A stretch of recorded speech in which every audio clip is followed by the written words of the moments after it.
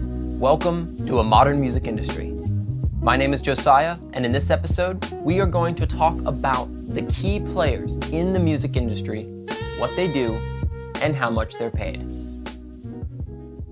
The first key player we shall talk about is the booking agent.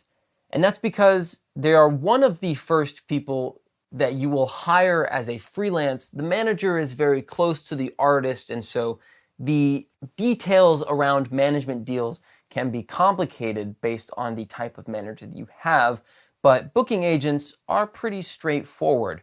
All the deals are the same, all the numbers are the same, all of the job responsibilities are the same. So what does a booking agent do? They arrange concerts and they are paid 10% of the artist's performance fee. So the money that the artist walks away with, 10% of that goes back to the booking agent.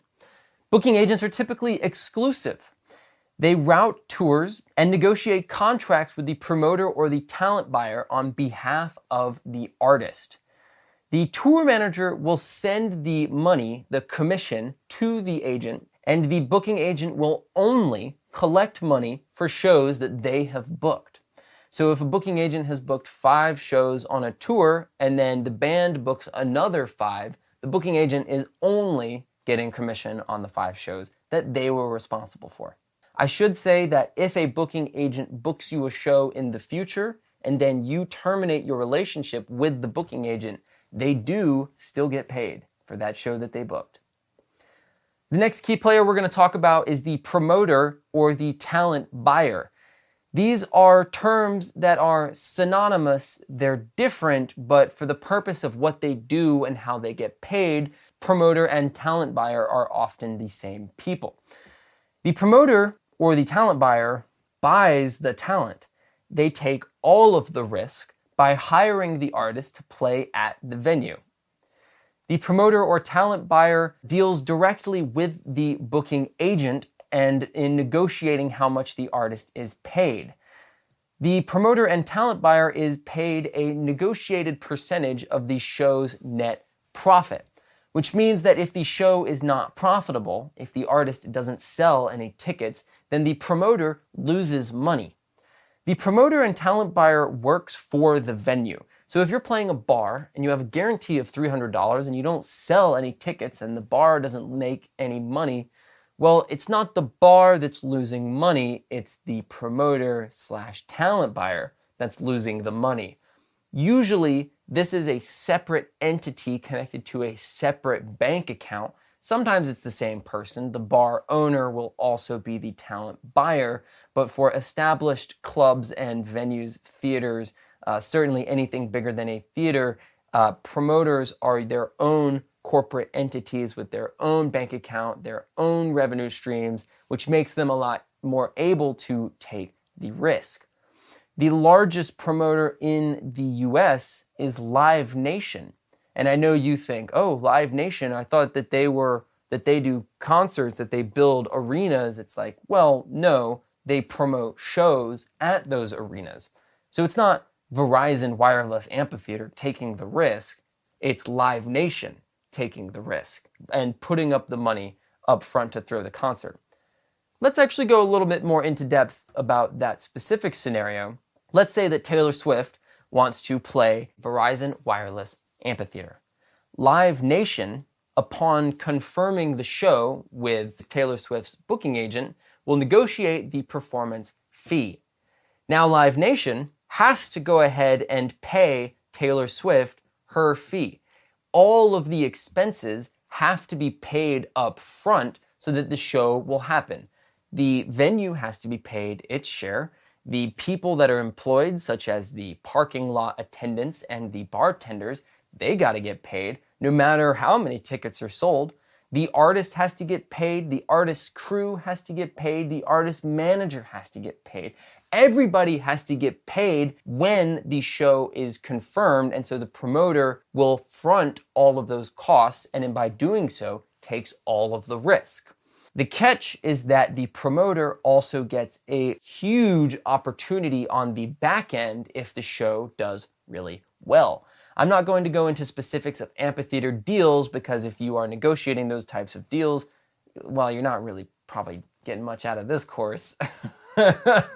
In fact, how about you come over to my house and teach me something? But in this case, the promoter has a whole bunch to gain if the show is a success. And so it would be Live Nation in that case, making a ton of money on a sold-out Taylor Swift show at the Verizon Wireless Amphitheater.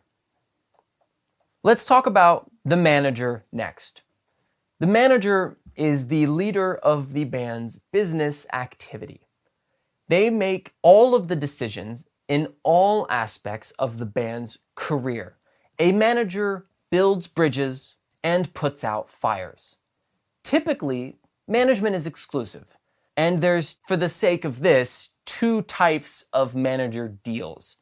There are contracted managers, so managers that you signed a contract with, and there are handshake managers.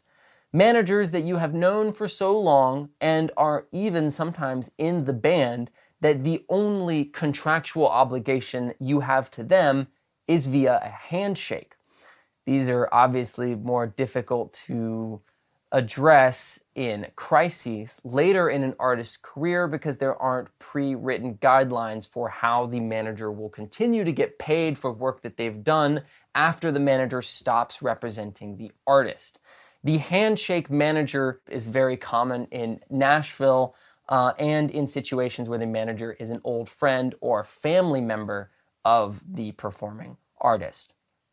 The manager will develop a tour in conjunction with the booking agent and is often responsible for selecting the support acts. The manager negotiates merchandise price. They hire and fire tour crew members. This is very important, having someone up top that can recognize if there is a problem with some of the crew members, freelance musicians that are brought on for a tour, and replace them if need be. The manager negotiates all of the general terms of a record deal, but they will hire a lawyer, as you should always hire a lawyer whenever you sign a contract. But the manager will negotiate the general terms of what they want and what they aren't willing to concede on behalf of the artist. The manager selects the producer, the session musicians, and the studio for a band's record, unless the record label has control over those aspects. The manager is affected by something called a sunset clause. And the sunset clause is essentially a clause in a contract that outlines how much the manager is going to be paid in the sunset of your time with them. So if the manager is the sun, and then when the sun sets, the manager leaves, either the artist and the manager have a falling out, or the manager gets hired by a larger agency or is transferred to an agency and he isn't allowed to bring his band with him, how does he get paid for the work that he did with the artist after they've stopped working together? And so a sunset clause basically outlines a staircase of percentiles over time for the percent of the artist's general revenue stream that the manager will take control of. So let's say a 2-year sunset clause would be after the first 3 months, the manager's 15% is brought to 10%. After 6 months, 10% is dropped to 7.5%. After 1 year, 7.5% is dropped to 5%. After 18 months, that 5% drops to 2.5%. And after 2 years, the 2.5% is rendered to 0%, essentially the full sunset of your relationship and contractual obligations with the manager after you guys stop working together. Well, how much is a manager paid when you are working together with them? Typically, it is 15 to 20% of the artist's gross income, except for a couple exceptions, the most notable being a record deal advance.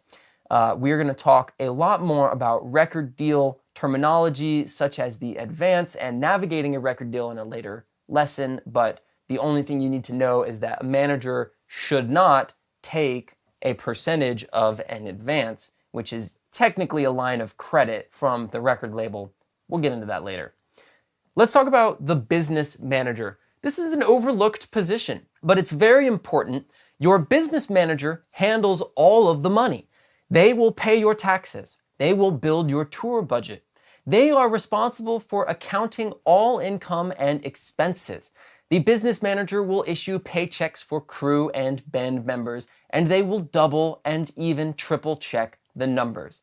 The business manager is responsible for you not getting audited by the IRS. And let me tell you something, the IRS always gets their money. Might take a while, but they get it. The business manager oversees the recording budget. The business manager pays all bills related to production and collects all royalties from a record label. The business manager is the only person that can say no. They have the ultimate authority if your idea is over budget. This is great. This is why business managers are so important, because they're the person that puts your finances into perspective. How much is a business manager paid? Well, they receive 5% of the artist's gross income, or they are paid hourly. So if you are a small band and you just need to hire a business manager to set a tour budget, log income and expenses, and pay your taxes, you can pay them hourly. If you have a business manager on retainer, they are paid 5%. Another thing to note is that the business manager only collects commission while working. They are not affected by the sunset clause that the normal manager would be affected by. The publicist. We talked a little bit about the publicist in our section on publicity, DIY publicity versus hiring a publicist, but I'm going to give you a quick synopsis of it again. The publicist is the person that arranges press coverage. That can be album reviews, concert reviews, features, video premieres, and in-person appearances such as on TV. They arrange radio and magazine interviews, and the publicist is not necessarily exclusive, but rather coordinated. So if you have an album release PR team, they can work together, but if they are doing a TV or magazine interview, that is usually an exclusive. Publicists are hired in terms of 3 to 6 months, and they are paid a monthly fee over the course of the PR campaign. It is very rare for a publicist to ask to be put on a retainer unless it is an in-house publicist that is working with a record label that holds the rights to your record. In-house publicists are paid differently, and you shouldn't need to worry about that.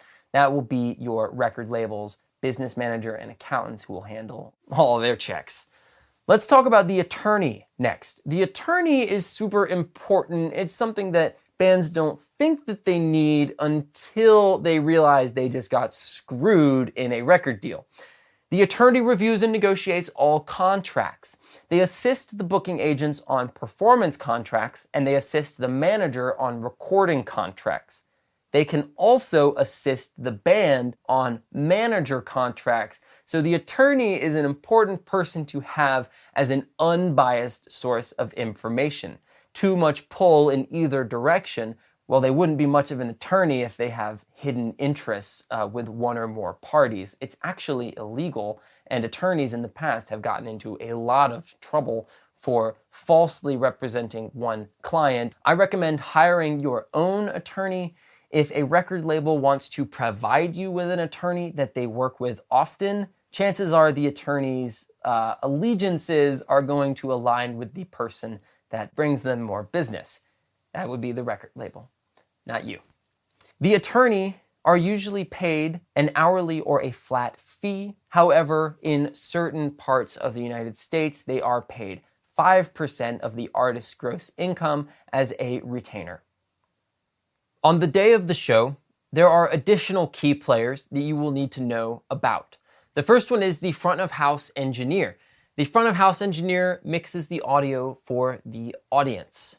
The monitor engineer mixes audio for the members of the band on stage, and this person is usually located on or near the stage, while the front of house engineer will be stationed somewhere far out in the audience in the center of the room. The last person you need to know about is the lighting designer, or LD.